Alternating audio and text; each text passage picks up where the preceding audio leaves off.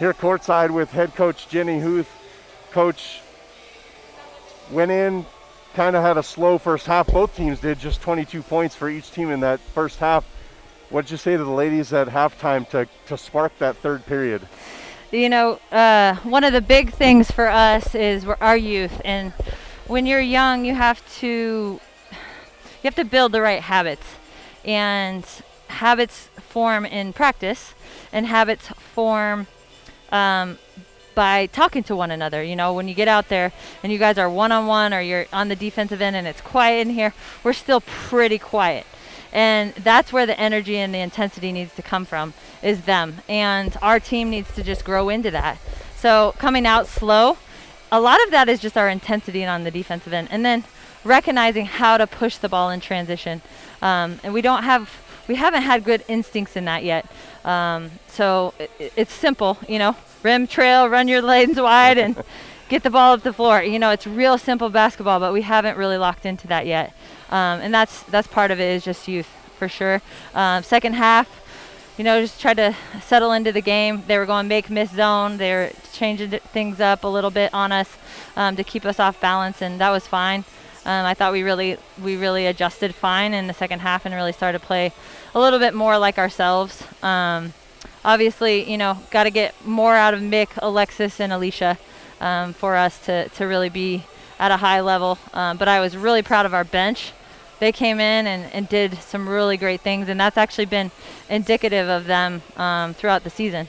That was going to be my next question, is the bench, after you have Alicia Davis foul out, really sat for most of that first period, but you get, you know, Mel Finau comes in, plays a great game, nails that three-pointer at the end there, and, you know, Wickstrom played well, Olivia played well. You got a great bench today. Alicia White, her defense is just pestering. Mm-hmm. The bench was good. You got to be happy that, I mean, non-conference play here, and that helps out. Alicia Davis fouling out, not a good thing, but the way the bench covered for her in that time. Yeah, I think we've got some really good young, hungry players that come in and they work really, really hard. Olivia is one of those. Hannah works really hard. I mean, and when I'm in drills, they're running and they're winning sprints, or they're consistent and up towards the top 3 in sprints, you know. So they're fit, number 1, and they're skilled, number 2. So then everything else kind of falls into place after that. Learning the game, IQ, all of that kind of comes. But they both work really, really hard, and that's really helped us. Thought Jazz had a good game today. I thought we did a decent job holding them percentage-wise, but overall you just have to turn the game and want it more. And we got to grow into that in terms of our leadership. A couple other players that you and I talked off air about before the game. Elisa Wiggins came in and played some good minutes for you today. Perfect from the floor, 9 points.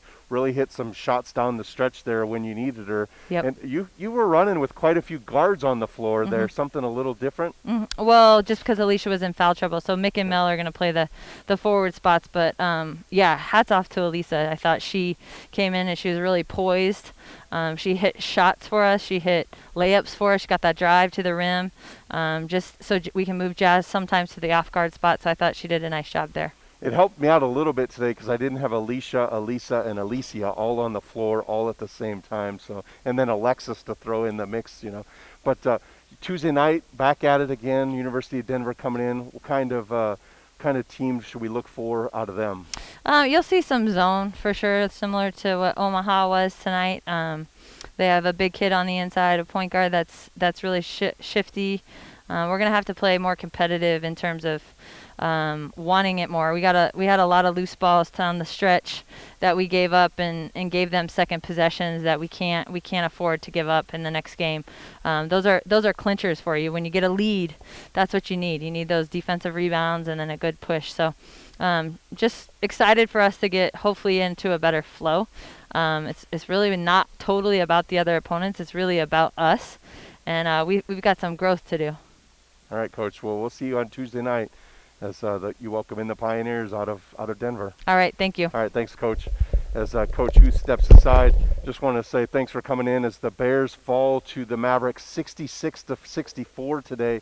As you heard, Jasmine Gales finishes the day with 19 points, 7 of 12 shooting, 3 of 4 behind the arc, really having a stellar game, but the Bears missed their big basketball player in Alicia Davis. She fouls out with just 6 points and 5 rebounds. The Bears will need her to stay in the game when they welcome in the Denver Pioneers. That game will be right here on Pluto TV, channel 1059 on Tuesday night. Tips at 6:30. You can join us at 6:15 for pregame. We'll be ready to go. We'll have that call right here for you. So thanks for joining us today. From the Bank of Colorado Arena, the Bears fall 66-64. I'm Aaron Rath. Thanks and have a good night.